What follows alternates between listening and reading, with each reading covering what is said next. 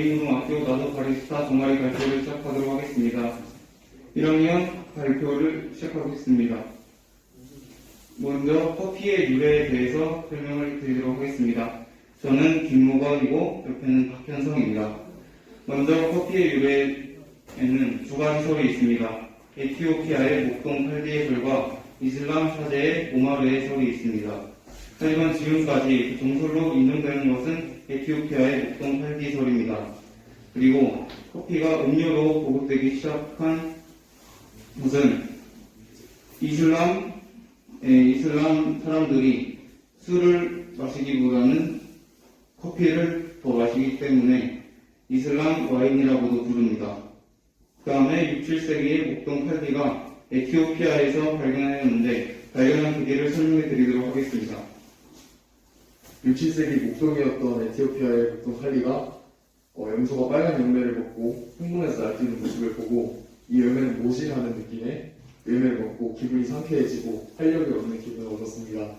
칼리는 인근에 있는 수도원의 일을 알렸지만 수도원은 이를 악마의 열매로 생각하고 불에다가 던져버리게 됩니다. 하지만 불에 던진 커피 열매가 향기로운 냄새를 풍기는 것을 보고 수도승들은 불에 탄 커피를 수집하여서 커피 음료로 만들게 된 게 커피를 발견한 계기입니다. 그 다음 9세기에는 아라비아 반도로 처음 전해져 재배를 하게 되었고 그 다음 13세기에는 13세기 이전에는 성직자만 마실 수 있었으나 13세기 이후부터는 일반 대중들에게도 보급되기 시작되었습니다. 여기까지 발표를 마치도록 하겠습니다. 감사합니다. 다음으로 발표할 저희는 김용호, 김동현입니다. 저희는 커피의 주요 생산지에 대해서 발표를 할 건데요. 먼저 콜롬비아입니다. 콜롬비아의 주요 생산지는 마니살레스와 메델린 등등이 있고요. 재배 품종 아라비카라는 품종입니다. 수확 시기는 10월에서 2월과 4월에서 6월 사이입니다. 생산량은 약 84만 톤에 달하는데요. 국제커피협회에서 2017년 기준으로 한 양입니다. 등급 분류는 4등급, 생급 크기에 따른 분류로 나눠져 있고요. 대표 커피는 콜롬비아 수프레모, 엑셀소, 마나살레스 등이 있습니다. 다음은 베트남입니다. 베트남의 재배 품종은 로부스타랑 아라비카입니다. 수확 시기는 10월에서 2월 사이이고 생산량은 연간 약 160만 톤이라는 많은 생산량을 가지고 있습니다. 대표 커피는 버본, 카투아이, 체리, 리젤 등이 있고요. 등급은 6등급입니다. 베트남의 등급은 결정들에 따른 분류로 나눠져 있습니다. 브라질은 세계 제1의 커피 생산 국이자 수출국이며 에스프레소 베이스 블렌딩입니다. 주요 산지는 미나스 제라이스, 상파울루, 에스피리투 산토, 파라나이고 재배 품종은 아라비카와 로부스타입니다. 수확 시기는 5월에서 9월이고 생산량은 약 309만 톤입니다. 세계 1위입니다. 등급 분류는 5등급입니다. 대표 커피는 버본 산토스, 몬테그, 알레그레, 카페, 이오테이고 세계 1위입니다. 감사합니다. 다음으로 커피의 품종을 발표하겠습니다.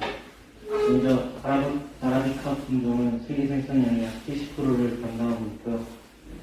맛은 산미가 강하고 꽃향기가 납니다. 모양은 넓적한 타원형이고요. 주로 원투커피로 사용됩니다. 심고 5년이 지나야 재배할 수 있어서 오래 걸리지만 맛이 좋습니다. 다음으로 로부스타 품종은 세계 생산량의 약 30%를 담당하고 있고요. 맛은 구수한 향이 나고 신맛이 강합니다. 모양은 둥글고 짧은 타원형입니다. 주로 믹스 커피로 사용되고요. 재배하기가 쉽습니다. 아라비카 커피가 재배 조건이 까다롭지만 맛이 좋아서 로부스타 커피보다 더 인기가 많습니다. 에메리카족은 세계 생산량의 약 3%이고 밀집한 타원형의 원두의 크기가 매우 큽니다. 왜 이렇게 적게 생산되냐면 쓴맛이 매우 강하고 향이 적기 때문에 맛이 별로 없고 그리고 품질이 별로 좋지 않아 잘 사용되지 않습니다. 그리고 경층에 강하고 항상 적응력이 뛰어나지만 안무가 매우 크기 때문에 재배하기 어려워서 잘 생산되지 않습니다. 이상으로 발표를 마치겠습니다. 다음으로 저희는 세계 3대 커피에 대해 알려드리겠습니다. 우선 첫 번째로 소개해드릴 커피로는 자메이카 블루마운틴입니다. 이거는 앞서 말했듯이 어떤 품종에서 아라비카 쪽에 속하는 티피카의 품종으로 속하는데요. 이 티피카는 우선적으로 뛰어난 향과 신맛을 가지고 있습니다. 그리고 저희가 이 맛을 별점으로 매겨봤는데 처음에 단맛으로는 별점이 4점, 향으로는 4.5점, 그리고 바디감으로는 4점, 그리고 쓴맛은 1점으로 하는데요. 이것은 이제 써서 커피를 잘 못 마시는 분들이 가장 추천하는 커피라고 합니다. 그리고 이제 두 번째로 소개해드릴 커피로는 하와이안 코나입니다. 이 하와이안 코나도 똑같이 아라비카 품종에서 카츠와이와 티피카로 품종이 나뉘는데요. 우선 카츠와이로는 이제 아라비카 품종의 카츠나하고 문도 노바하고 이제 인공 교배종이라고 합니다. 우선 그리고 이제 이 하와이안 코나의 재배지로는 미국 하와이섬인데요. 이쪽도 신맛은 이제 3점, 보디감은 2점, 쓴맛은 2점, 단맛은 4점으로 칭해서 저희가 생각하기에 가장 좋은 밸런스의 커피라고 생각합니다. 마지막 3대 커피 예명 모카는 품종 마타리, 히라지, 병아리가 있는데 먼저 마타리는 방 고우가 즐겨 마신 커피로 진한 다크 초콜릿 향이 특징입니다.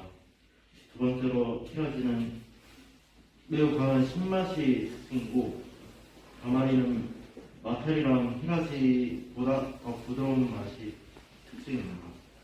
재배지는 아라비아 반도 예멘 최상단에서 재배를 하고요. 신맛은 4점, 보디는 3점, 단맛은 3점, 쓴맛은 4점, 향미는 3점, 감칠맛은 3점입니다. 이렇게 세계 3대 커피에 대해 알려드린 것을 마치겠습니다. 지금부터 제2고 나도 바리스타 동아리 발표회 2학년의 발표를 시작하도록 하겠습니다. 저희가 첫 번째 주로 맡았는데요. 저희의 주제는 커피에 무엇을 섞어 먹어야 더 맛있고 다양하게 즐길 수 있는지에 대해서 설명하려고 합니다. 저희가 알려드릴 커피의 종류는 5가지인데요. 첫 번째로 카페라 샤워, 두 번째로 코파냐, 세 번째로 아포가토, 네 번째로 카페 마르케노, 다섯 번째로 커피 프로토가 있는데요. 첫 번째로 카페라 샤워는 추출한 에스프레소에 탄산수나 탄산음료를 넣어서 만드는 분위기입니다. 이 음료는 에스프레소의 씁쓸함을 탄산수의 속 쏘는 맛이 잡아주어 기존에 느낄 수 없는 새로운 맛을 내어주는 커피입니다. 두 번째로는 콤파네인데요. 추출한 에스프레소에 휘핑크림을 넣어 얹은 음식입니다. 이거는 에스프레소의 씁쓸함을 휘핑크림의 달달함이 잡아주어 적절한 조화를 이뤄내는 커피인데요. 이 커피는 많은 사람들이 가장 많이 알고 있는 대중적인 커피 중 하나입니다. 세 번째로는 아쿠아토인데요. 추출한 에스프레소에 차가운 아이스크림을 넣어 만든 음식입니다. 이 커피는 에스프레소 씁쓸함과 아이스크림이 달달함이 조화를 이루고 그 다음에 에스프레소의 뜨거움을 아이스크림의 차가움이 잡아주며 또 숟가락으로 아이스크림을 먹으면서 아이스크림의 식감도 느낄 수 있는 커피입니다. 그 다음에 제가 소개해 줄 거는 카페 마르키노라고 하는 건데요. 카페 마르키노는 사실 모르코라는 단어로 연한 갈색의 커피하고 이제 흰색의 우유에 이제 대비되는 것을 의미한다고 합니다. 이것은 처음에 이제 커피를 이제 에스프레소를 안고 그 위에 이제 커피 우유 거품을 이제 쌓은 다음에 그 위에 초콜릿을 장식하는 건데요. 이거는 이제 이 과정에서 커피하고 우유에 층이 생겨 이제 하나씩 퍼먹어서 이제 층마다 느낄 수 있는 각자의 특징을 느낄 수 있다고 합니다. 그 다음에는 커피 플로트라고 하는데 이 커피 플로트는 플로트에 뜯어가는 의미의 건데요. 이것은 앞에 소개해줬던 아포카도와는 다르게 아포카도는 아이스크림 위에 커피를 넣는다면 이것은 커피 위에 아이스크림이나 휘핑크림을 넣는 건데요. 조리 방법은 에스프레소에 설탕을 섞은 다음에 그 다음 위에 아이스크림이나 휘핑크림을 넣는 건데, 이것도 위에 있는 아까랑 비슷하게 이제 원하는 취향에 따라 아이스크림이나 이제 장식들은 다 바꿀 수 있습니다. 여기서 이제 더 시원하게 먹는 방법은 사람마다 다르긴 하지만 에스프레소에 이제 얼음을 갈아 넣어서 더 시원하게 먹는 방법도 있고, 아니면 그냥 위에 장식 삼아 얼음 가루를 더 넣는다고 하네요. 저희의 여기까지 마치도록 하겠습니다. 다음 발표로 저희는 시대별 커피숍 문화에 대해서 조사했는데요. 저희는 70년대, 80년대, 90년대, 2000년대 나눠서 발표하겠습니다. 먼저 70년대는 커피가 대중화가 되면서 다방 문화가 시작이 되었는데요. 이 다방은 주로 젊은 세대가 이용했습니다. 이 젊은 세대랑 20, 30대를 말합니다. 그리고 이 다방에서는 DJ가 신청곡을 받아 틀어주는 등의 문화가 있었는데요.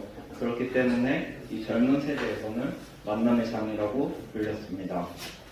그리고 80년대에는 레스토랑형의 커피 전문점이 인기를 끌었는데요. 말 그대로 레스토랑형의 음식을 먹고 커피를 먹는 등의 그렇게 운영을 했습니다. 그리고 다방은 커피나 쌍화차를 판매했고요. 주로 성인들이 자주 찾았는데, 여기서 말하는 이 성인은 20대가 아니라 40대, 50대 이렇게 좀 나이 드신 분들이 자주 찾게 됩니다. 그리고 90년대에는 일반적인 저희가 아는 카페가 등장했는데요. 이 카페는 다방과 달리 다양한 기능의 공간의 역할을 수행했습니다. 예를 들어서 여가, 여기서 친구들이랑 수다를 떠는 등 휴식, 커피를 마시면서 휴식을 취하는, 그리고 취미, 여기서 친구들이랑 게임을 하는 등 다양한 기능의 공간을 수행하게 됩니다. 그리고 이 커피점에서는 직장에서 벗어나 자유로운 시간을 보내는 장소로 발전하는데요. 예를 들어서 직장에 쉬는 시간에 카페에 가서 쉰다든지, 아니면 직장이 끝나고 카페에 가서 자유시간을 갖는다는 등 그런 장소로 발전했습니다. 자, 이제 2000년대는 이제 프랜차이즈 커피 전문점의 등장, 주로 저희가 아는 스타벅스나 에제네런스 등의 커피 전문점들이 등장하기 시작합니다. 여기서 이제 프랜차이즈의 커피 전문점은 많은 자본과 체계적인 시스템으로 히딩 카페와 달리 좀 더 규모가 크게 성장해 나갈 수 있게 되죠. 그리고 여기서는 주로 대학생이나 직장인들이 이용하게 되는데, 주로 대학생들은 학생들과 레포트를 작성하거나 주로 학생들과 수다를 떠는 등 만남의 장소가 되고, 그래서 직장인은 여기서 거래처와 미팅을 하거나 하는 장소로 이용하게 됩니다. 이상입니다. 네, 안녕하세요. 저희는 세 번째로 발표를 할 안영민과 정환이고요. 네, 저희는 고전과 커피의 관계에 대한 그걸 발표를 하려고 합니다. 첫 번째는 고전과 커피의 관계인데요. 우선 고전은 커피를 굉장히 좋아했으며 커피로 인해 자신이 죽을 뻔한 일도 있었습니다. 1895년 명성황후 채석헌이라는 물미사변이 일어나요. 그리고 이것 때문에 무서워진 고종이 러시아 공사관으로 1896년 나방파점 러시아 공사관으로 이동하는데요. 이때 고종이 러시아 공사관에서 1년 동안 머물면서 커피를 즐겼다고 합니다. 그리고 문제의 사건인 1898년 고종 독살 음모 이 사건이 진행되는데요. 러시아 공사관의 통역관이었던 김홍룩이 고종이 러시아어를 못하는 것 때문에 이걸 이점으로 러시아인과의 소통을 약간 자기의 이득을 챙기려는 식으로 그렇게 통역을 해버려요. 그래서 고종의 의사가 제대로 전달되지 못하죠. 그래서 이게 결국 잘못된 통역을 했다는 걸 들통이 나서 이 사람이 유배를 가게 되는데, 이 유배를 가기 전에 그냥 고종을 죽여야겠다 하면서 고종의 조리사를 매수합니다. 그래서 고종이 마시는 커피에 독을 타게 돼요.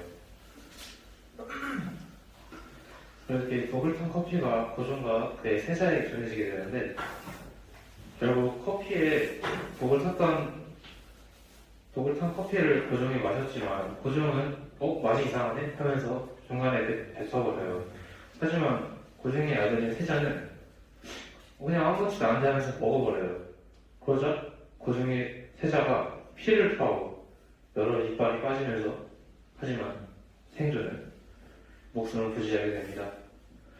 그렇게 이 고종 커피에 독을 탄 암살의 주모자들이 결국 처형되게 돼요. 네, 저는 정관원에 대해서 설명할 건데요. 이제 정관원이 뭐냐면은 1900년도에 고종이 주도해서 만든 최초의 서양식 건물입니다. 그리고 정관원의 용도는 정무 논의나 정치 논의 그런 데를 이제 신하들이랑 하던 데이기도 하고요. 그리고 외교사절단이 조선에 오면은 거기서 아란을 하게 됐고, 그리고 고종이 커피하고 다과를 즐기던 휴식 장소이기도 했습니다. 그리고 정관원의 분위기는 좀 정자 분위기도 났고요. 그리고 접견실 느낌이 좀 나기도 했습니다. 그리고 마지막으로 고종이 커피를 조선에 퍼뜨렸다 알려져 있는데 이는 사실이 아니고요. 1800년도 때부터 이미 커피가 이렇게 퍼져가지고 사람들이 다 마시고 있었습니다. 네, 다음으로는 저희가 이제 발표를 맡게 되는데요. 저희는 이제 여러 가지 커피 추출 방법에 대해서 발표하게 된 김건영과 김준입니다. 저는 첫 번째로 에스프레소 추출 기계로 추출을 하는 방법과 핸드드립, 그리고 마지막으로는 좀 생소하실 수도 있는데 사이폰 추출이라는 방법이 있어요. 그 방법으로 추출하는 법을 설명하도록 하겠습니다. 일단 첫 번째로 핸드드립인데요. 그 에스프레소 머신인데요.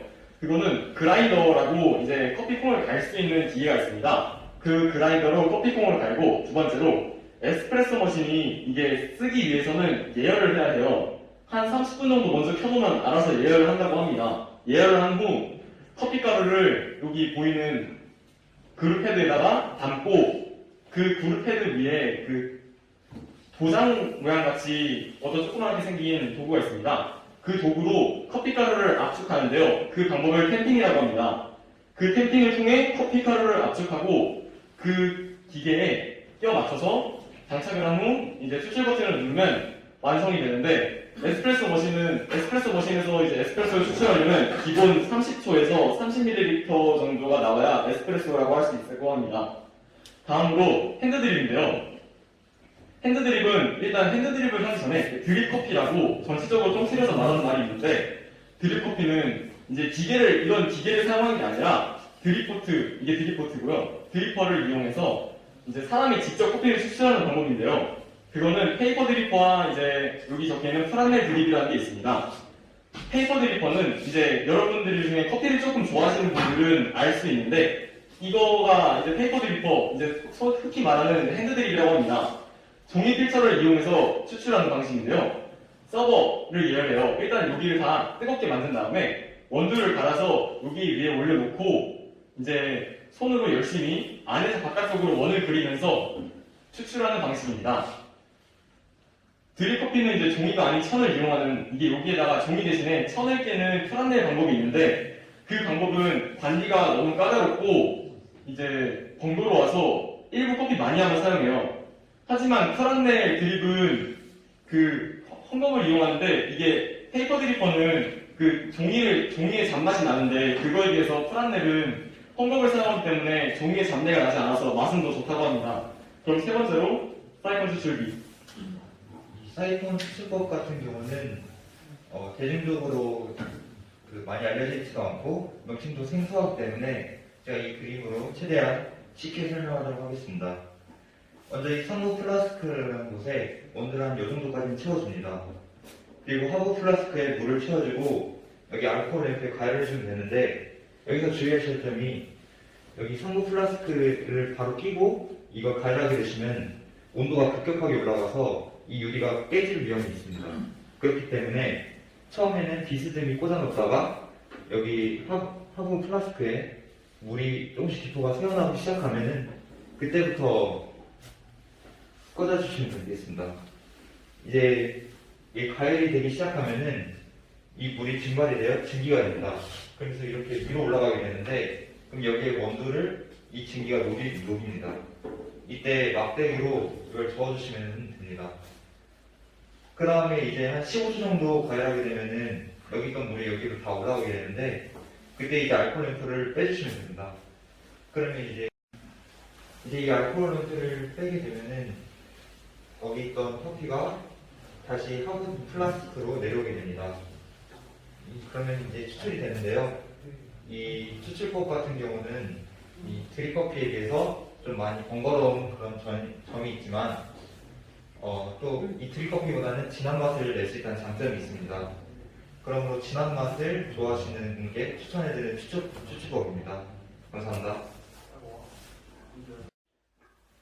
안녕하세요. 저희는 우리 일상 속에서 매우 쉽게 접할 수 있고 친밀한 음료인 커피에 대해 잘 알고 있을까라고 생각하여 잘 알고 있지 않다고 생각하여 준비한 커피의 장점과 단점에 대해 소개를 드리겠습니다. 일단 장점부터 소개를 해드리자면 첫 번째는 각성 효과가 있습니다. 커피는 우리 대부분 알고 있다시피 많은 양의 카페인이 함유되어 있습니다. 그래서 이 잠이 올 때 커피를 마시게 된다면 각성 효과로 인해 잠이 깨는 효과가 있습니다. 그리고 두 번째 장점은 다이어트에 도움이 된다는 것입니다. 커피에는 우리 몸속에 있는 지방을 분해하는 효과가 있다고 합니다. 또한 방금 전 말씀드린 각성 효과로 인해 운동을 할 때 덜 지친다는 효과가 있습니다.